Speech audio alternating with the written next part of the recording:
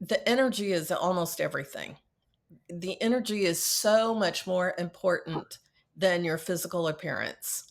If you were to look at two identical pictures of the same person, one of them is, slumped over, kind of tired looking, whatever, and the other is a big smile and a face and all that. The smile will make it every time. So the energy that you bring to the party is so much more important than just, do you have the latest fashion or whatever. Welcome to the Baggage Beacon Healing Hearts and Minds podcast.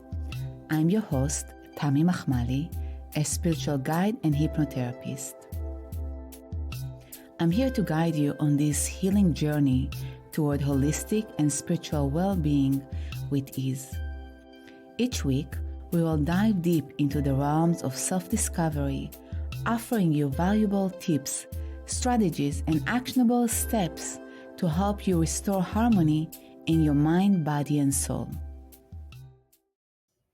Hey, Diane. Hi there. I'm so excited to be Hi there. here. Thank you for So asking me. excited to have you. Thank you so much for joining us.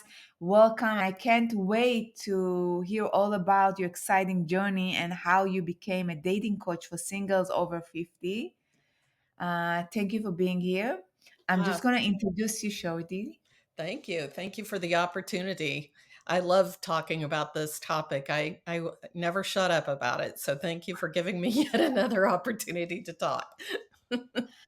Wonderful. So, our guest today is Diane Brandon Moody. She is a dating coach for singles over 50 who, after remaining single until the age of 57, met her husband to be on Craigslist, believe it or not. Her approach is fun and engaging with mixture of humor, fun, and down-to-earth guidance. She serves as Yoda to her client as they navigate the often challenging world of singledom at midlife and beyond. She's here to share her insights on manifesting dating over 50 and finding love later in life. So welcome, Diane. So good to have you. Thank you, Tammy. I'm so excited to be here. It's just so much fun. Maybe you can share your personal journey and what inspired you to become a dating coach for singles over 50. Sure, sure. Well, I was giving dating advice for a long time, even before I met my husband to be. I used to be a moderator on John Gray's Mars Venus website. In the 90s, his book was outselling the Bible, so he was known as a top relationship coach. And I was one of the moderators on his site. And I really had a passion for helping people, even though I hadn't completely figured it out myself. So, fast forward a little bit.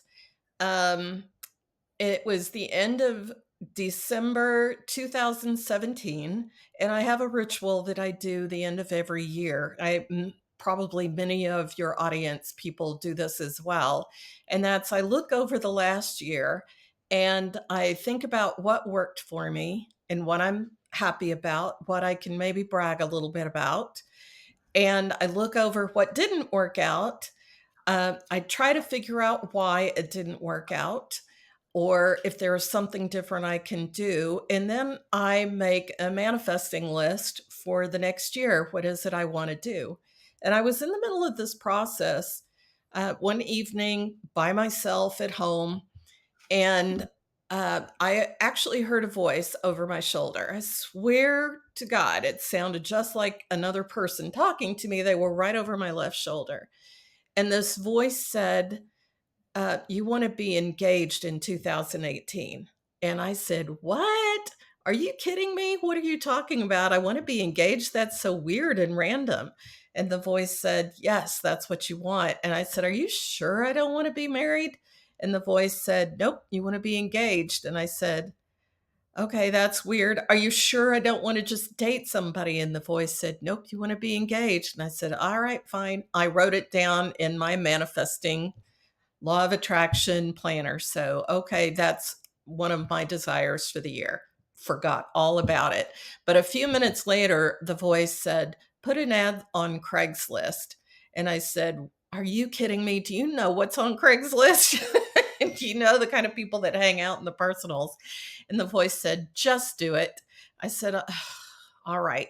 So I very quickly, within 6 minutes, wrote an ad, which looking back, I think was pretty darn brilliant.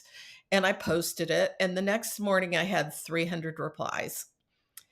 I enjoyed, made it a game of going through the replies. Now, some of them were exactly what you think were hanging out on Craigslist. It was an easy delete, delete, delete, delete.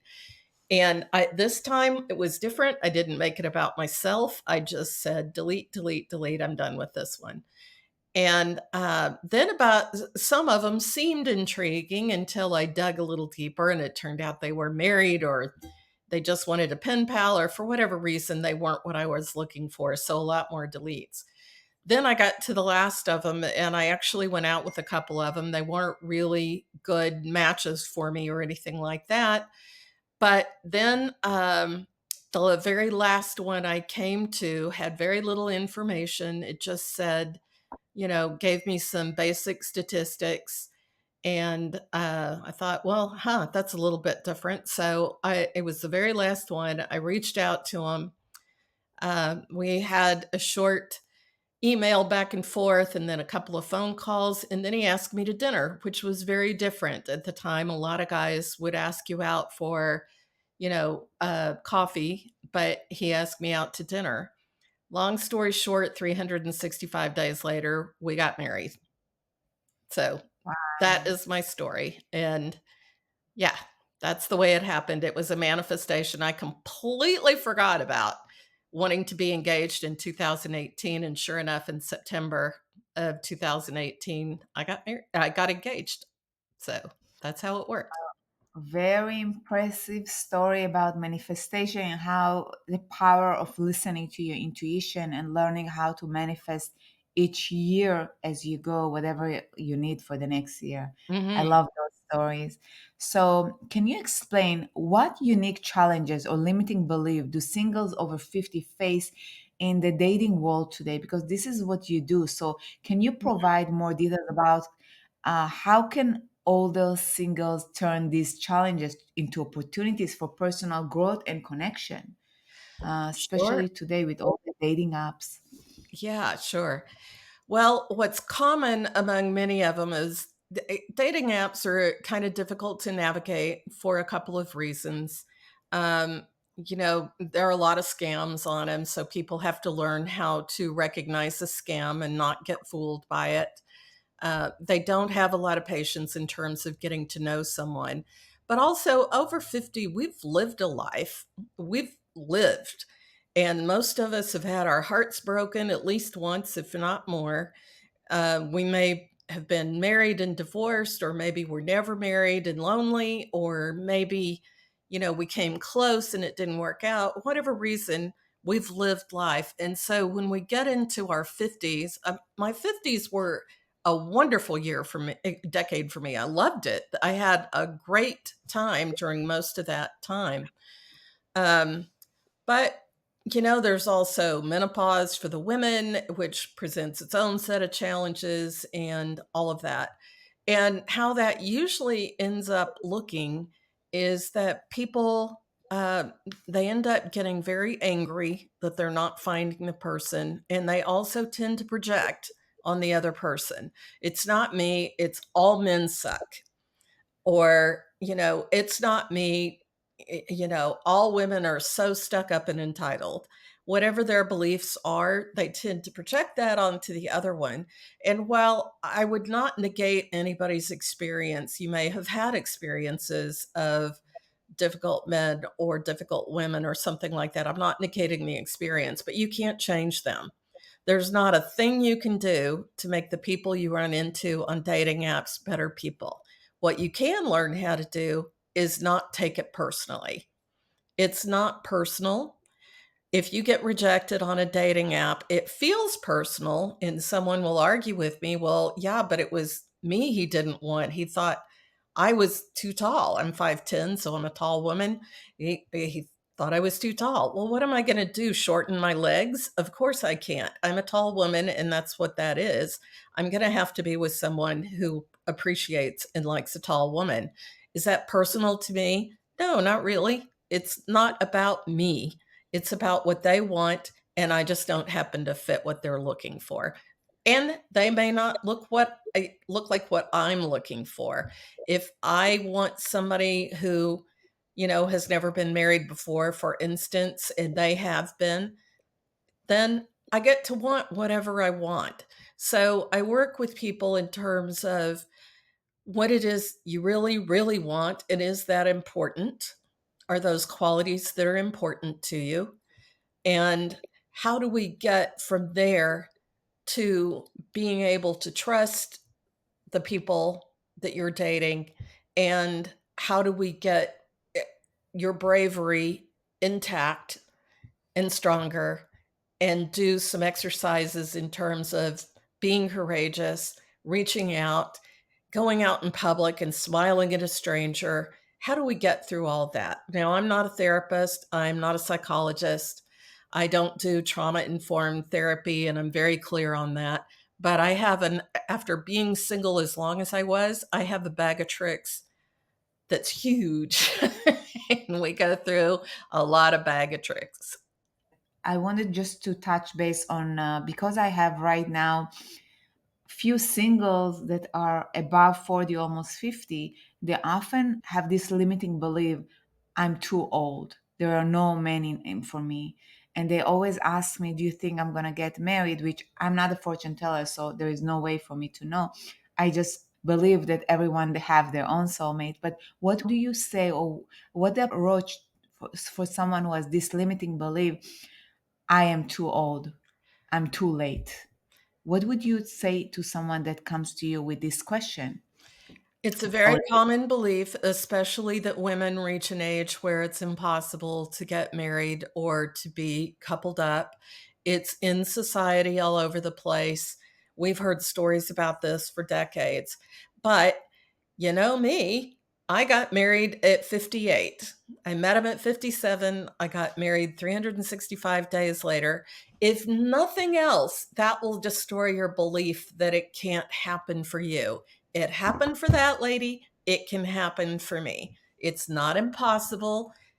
It's true, there may be a couple of extra hurdles we might have to get over, and maybe not. Maybe the biggest hurdle is you just deciding it isn't too late for me. So, you know me now. You've heard me. You can find me. Now you know it's not too late.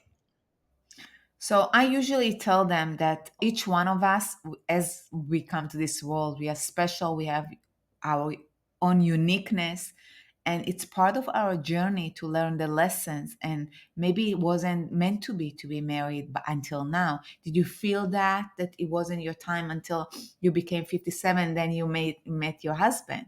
Did you have kind of experience like that? It might be. It may be that this is what I was born to do, and it may be that I needed to go through what I went through in order to be able to really communicate with women and make them understand. It could be that if I knew now what I knew back then, maybe that would have changed other things. But I'm very happy right now. I have a husband who still brings me 18 roses every Friday. So, and that's been, to my calculations, I've received over 6,000 of them so far. I mean, how can you decide it could have been any different or any better? I'm very happy with our marriage as it is now. I have goosebumps. I really love everything you said because I really believe in love and soulmates, even after being married for 29 years, because I think there are layers. As we grow, we can get better. Doesn't matter how old we are. So I my next question to you is that you mentioned learning to get out of your own way, meaning doing things differently. Can you elaborate on what this means in in dating and how it can apply to relationships and dating? What are some common self-sabotaging behaviors that you see in your clients, and how do you help them overcome this by coming out of their own way? Of course. So part of the experience I had on that one night when I was writing out the desires for the next year, I had it, and it was really sort of magical. I had kind of a download, universal download, if you will, that came from nowhere that pretty much told me everything I needed to know.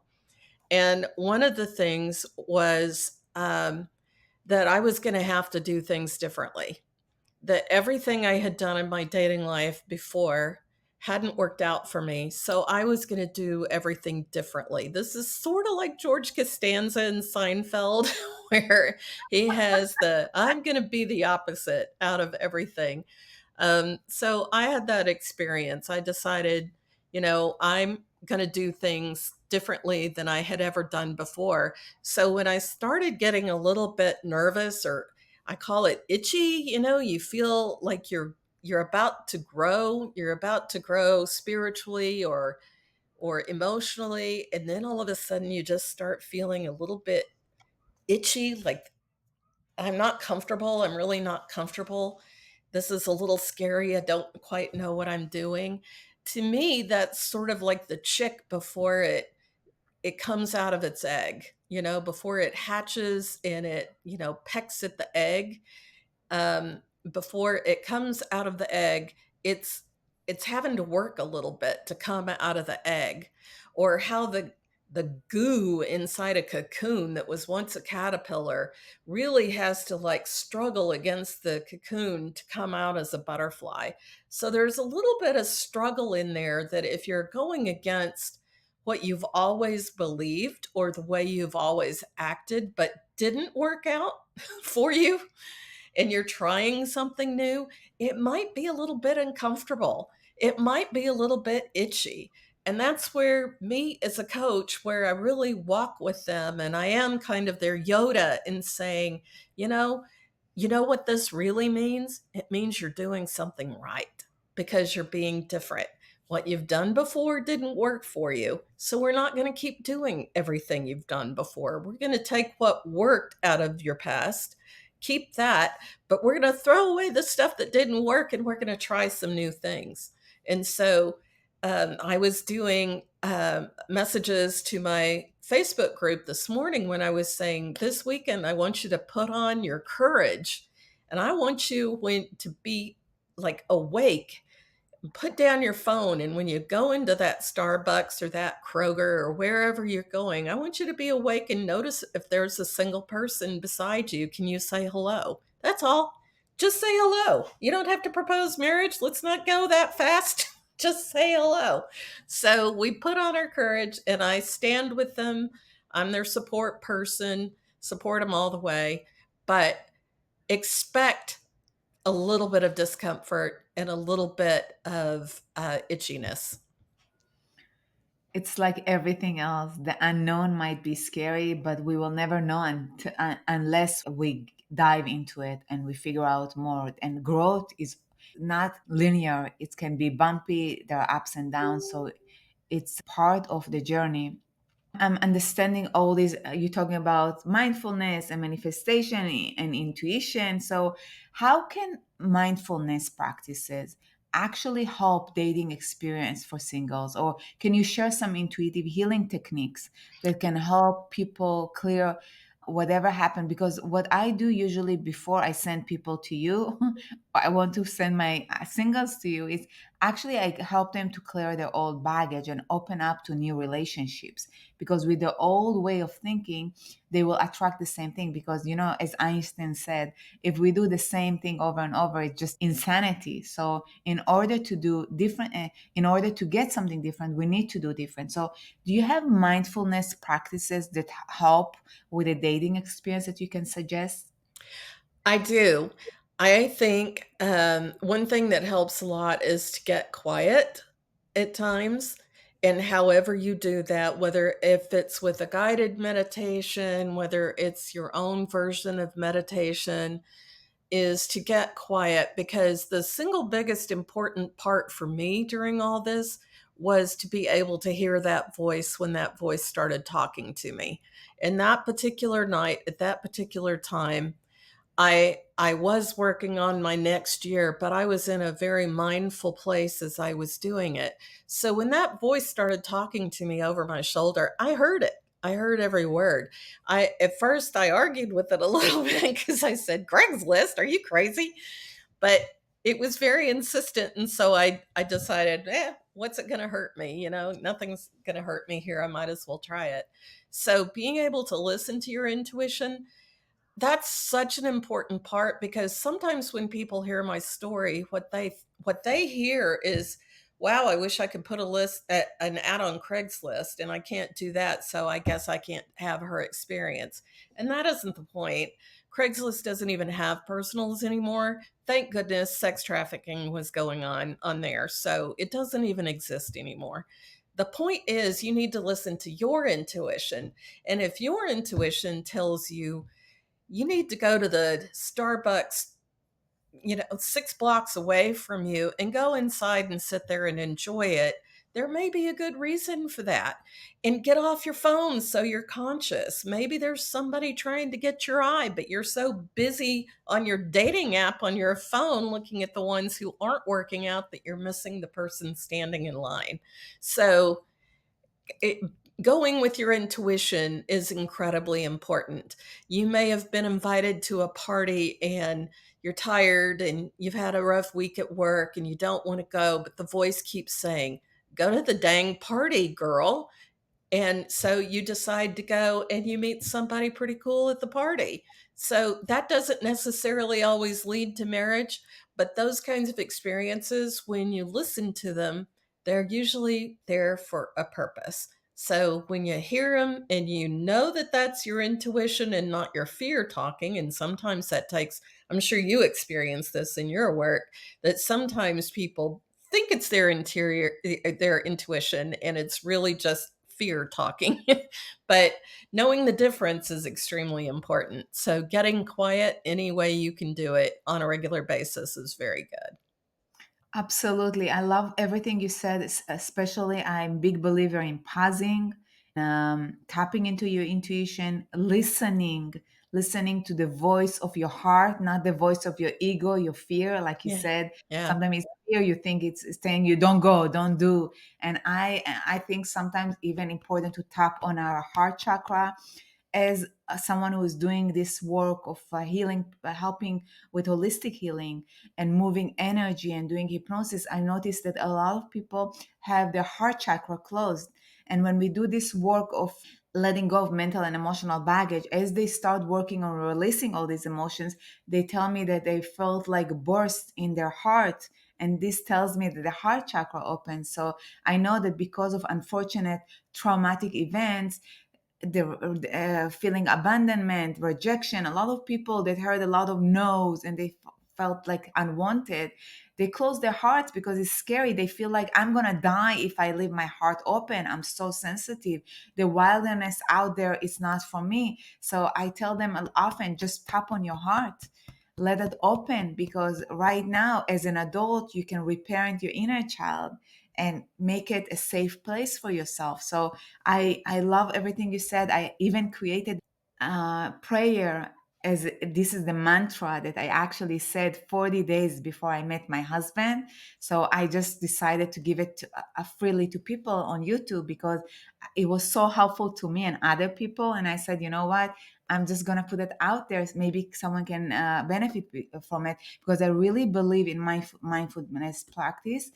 And so my next question is that I noticed that you have this spiritual living influence, the way you approach relationship. What advice will you give someone looking to incorporate spiritual practice into their dating life? Is there a way to add spirituality beside what you said before? Yes, I believe there is a way to add spirituality, and it depends on what their particular brand of spirituality is, whether it comes from a more spiritual place or religious place or whatever, they can do that. I think, to me, the way I do manifesting practices is in some ways a prayer. So, the first step of manifesting to me is knowing what you really want.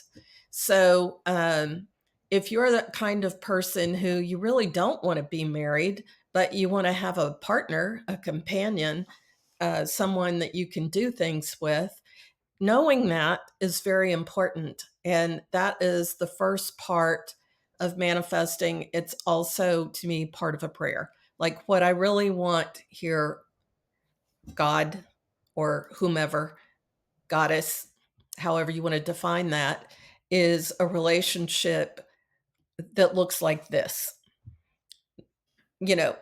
Being clear on what it is that you want. But you also have to balance that out with being realistic, not looking for a Disney prince or princess. You're looking for a real human being. So, you want to have a little reality about you. But knowing you expand your mind when you think of all the things that might be out there, all the people that might be out there, what kind of qualities are most important to you. And those are different from one person to the next. So, knowing what you want and offering that up as a way of either a prayer or an order, like a cosmic waitress taking your order. I'm going to take your order now. Um, I think is extremely important. So doing that is very important. I think also, not, as I kind of mentioned earlier, not taking it personally if it doesn't work out. If you can adjust your thinking from, like maybe you thought you found the most perfect relationship and for whatever reason it doesn't work out, to be able to say, I know there's something better for me out there rather than, oh no, I'm never going to get it. It was why didn't it work out? I've had a couple of those experiences in my life. And let me tell you, I look back on them now. I thought, thank God that didn't work out. I'm delighted that didn't work out. It wouldn't have been a good thing. So, understanding that sometimes when things don't work out, that's kind of a part of the bigger cosmic plan will help you a lot. Great. So I'm just going to repeat manifesting love. Be clear of what you want, be realistic, expect a real human being, not a fantasy. Know what you want and do your prayer, believing 100% that it's possible because I am trying to help people with manifestation. A lot of time they said, it's not working, and I'm trying to help them to show when you self-doubt yourself, right away it's telling me that you are not going to manifest that no matter how much you try. Mhm. This is how you see the difference between someone that can manifest their mantras and someone who cannot manifest anything. The one who believes 100% that it's possible, he's the one that can say any mantra and it's going to come true because this person is aligned, totally believing, no, without self-doubt, without judgment, criticism. I know it's possible. Yeah. Do you agree with that? I do agree with that, and I tell you what makes it kind of easier is to completely forget about it. Put your order in and go about your life. Make your prayer and go about your life. Not only did that work for me in the particular case I've already talked about, as a part of that same evening, in my law of attraction planner, you write a short story. And so I wrote this short story about, I'm going to go back to Paris and I'm going to be sitting there smelling wonderful coffee smells and bread baking down the street. And I can look down on the sidewalk and see the bustling of people, but I'm here writing, blah, blah, blah. And my significant other brings me coffee from downstairs. I want you to know that a year and a half later, that exact thing happened in Paris in the exact same hotel that I visualized it. I forgot all about it until it was done. We even had a reservation. My husband took me to Europe for my birthday right after we got engaged. It was like one of my best experiences ever. We had such a wonderful time. And we went to Paris, and I had planned the hotel. It was a different hotel in a different neighborhood. The pictures looked great. When we got there, it was not good at all. It was not in great shape.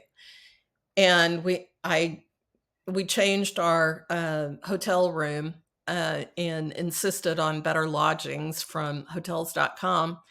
And the only I only knew this one other place where I had stayed right at the Champs Elysees. There was a place there that I'd stayed at before with girlfriends, and I got the very last room that was available in that hotel that night. Little more money, but worth it because it was in a better place. And it wasn't until I got home that it dawned on me. I had written all that out a year and a half before, even down to the hotel. The reason I visualized that hotel was it was the only hotel I knew in Paris. So, I mean, and that's where we ended up, absolutely down to the exact same hotel. As a part of that, I had been in Paris with girlfriends, and we were doing a women's conference there. And as kind of a close to our week, several of us went down to the Seine, and we were throwing flower petals into the sand, making our desires for whatever. And one of the first thing that was funny about that is we couldn't find flowers. We were looking for a flower shop to find some flowers we could buy. And it turned out we actually tripped out of a bunch of flowers that the store owner had thrown on the ground. So we had plenty of flowers there for free. We grabbed all those flowers. So we made all those desires, threw the petals in the sand, and I said my desire was I would come back with my great love. And I did about a year and a half later. So I noticed that you use humor and fun in your coaching. Hmm. And this is something that I think is essential, having fun and enjoying, especially after you mentioned that you do all the footwork at the same time you go about your life. So how do you use fun in your coaching, and why is it so important, especially for single over 50? Can you share a memorable story maybe, or humor that played a key role in a dating scenario, or some clients? Of course, we don't need to mention names. So do you have an experience like that? I do. During that trip in Paris, I was staying, three of us had stayed together for 2 years. Every time we had a women's empowerment thing, we stayed together. And one of them, I won't name her name, I'll call her S. S and I were at the bar waiting on the other person to come join us. And we had probably an extra wine too many, not completely drunk, but we were a little happy. We were pretty happy. And she was talking about how she had a lot of interest in this particular guy.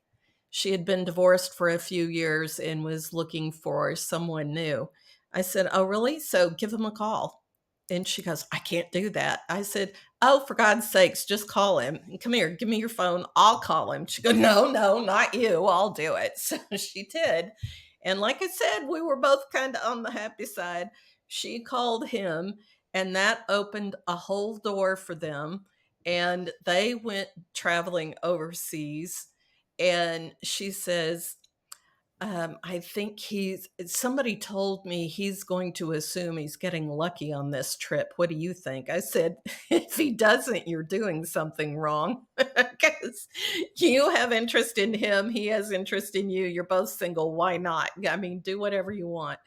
So, long story short, they've been together for several years now. And I just consider myself the little relationship fairy that nudged her into calling him and making this connection in a way that may or may not have happened without that. I don't know. Maybe they would have gotten together after all. But as far as I know, it wouldn't have happened.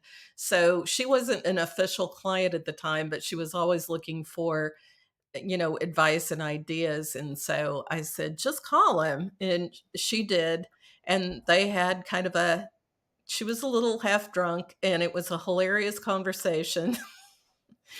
But every time she says she can't do something, I say, look what you did the first time. You did it, and you've got the life you want. So stop saying you can't. So anyway, that was one of my more fun experiences. Is it helpful for you in your relationship to keep it fresh? Because some days are boring, you know? Mhm. Yeah, some days are boring and some days are hard, and some days you can't get out of your own way, or the other person can't get out of your own way, and some days you're in your head, and some days you're just cranky. There's all kinds of stuff that goes on, but I think fun and laughing is such a high vibration that I mean, what can it hurt? It's such a good thing for people, along with courage, but courage doesn't have to be so hard, so boring. It can be fun as well. So I think it's a very important quality to have fun while you're doing it. It's a high vibration, it's a high place to be. I am totally with you. I believe in high vibration. I believe in tempo, putting music and just dancing, doing jumping, just moving the energy around so we don't Yeah, feel stuck. very I tell important. my clients even not to wear black, just wear colorful so it shifts the energy through the colors. I'm not like a styling coach or whatever it is, but what I tell them it's how important that to feel good, to do good. So it starts with the intention, with the thoughts, or even I suggest what to eat. How important is it the makeup to feel good? Even if it's not makeup, apply things that make you feel good. If it's a perfume, whatever it is. Mhm. So I think high vibration it's very important. So I do the same thing with my clients. We have a whole segment that I call appearance, but I always say it's not going to be what you think it is. So when we talk appearance, I don't ever tell a woman she has to lose weight or anything like that. She may feel better if she does that, but that's not my point. What I tell them is, the feeling you get when you have an amazing haircut or you just bought a dress that shows you off so perfectly, or that pair of shoes that you just feel like the most successful person and sexy and all of that. I want you to have that feeling. So now go do one of those things. Not because you're not good the way you are, but because I want you to have that feeling of, dang, I look good. I'm I'm so sexy. yes, yes, yes, because the energy changes when you do all this self-care and you feel sexy. Because a lot of time I notice that they don't feel motivated or brave after years of rejection or not finding the right person. They feel like it's they lost hope. So how can singles over 50 stay positive and motivated in the research for a partner? And how important is their energy in the dating process? What are some practical steps our listeners can take to start actually finding, manifesting a partner in their own lives? Very good questions. The energy is almost everything. The energy is so much more important than your physical appearance. If you were to look at two identical pictures of the same person, one of them is, slumped over, kind of tired looking, whatever, and the other is a big smile and a face and all that. The smile will make it every time. So the energy that you bring to the party is so much more important than just, do you have the latest fashion or whatever. So that is important. And just as I just suggested, what is it that makes you feel great? And I can't tell you what that is. You're going to have to tell me what that is. What is it that makes you just feel spectacular? And let's do that. If it's a spa visit, then grab a girlfriend and go to the spa. You can find ways of doing this on a budget if the budget is necessary, but let's find whatever it is that lights you up and let's go do some of that. That's going to be it, because I have a theory, which is hard to prove yay or nay, but I have a theory that men in particular read a woman's energy, how she feels about herself, a lot more than they do by just looking at her. So the way we're all raised in this society and in this world is that, men are going to look you up and down, and they're either going to like what they see or they're not going to like what they see, and the end. To me, that's not it, because I had some medical issues and I weighed 300 pounds at one time. Do you know I still had dates? I did. These were some health issues and I still had dates. So that was because I had pretty good energy, even though I was super frustrated with the medical issues, but I still had dates at that point. So they weren't the ones I ended up picking for whatever reason, but I had dates and I made sure I looked good when I left the house, when I went to work or wherever I went, because that's important to me. I like to look good, but I also like to feel good. So let's not use any of that anymore. I'm too fat, or I'm too old, or I'm too skinny, or I'm too young, or I'm too anything. Let's quit using that as the reason, and let's just start feeling good in whatever way that happens. Dancing, I think, is amazing. I send clients dancing all the time. I used to ballroom dance as a hobby, then I got cranky knees, so I haven't done it in a while, but um, if you have the funds for ballroom dancing, because it can be expensive, you will love how that is. You will meet men all the time, and it's fun for a guy, even if he's married to somebody else and is just dancing with you, because it's so much fun to have a guy leading you around a dance floor. It's just a blast. It makes you feel good. So I live in Texas. There's a honky tonk open where you can go boot scooting any time of the day or night. Everybody's got a place where they can go dancing. Pick your kind of dancing, go to the community college, take some dancing lessons there. Whatever it is, do some dancing. It'll lift your spirits. Do it in your bedroom. I mean, who cares? Do it somewhere. You're going to enjoy it, and it always lifts your spirits. Energy is everything. That's great. I often tell my clients that whoever you meet is your mirror. So Yeah.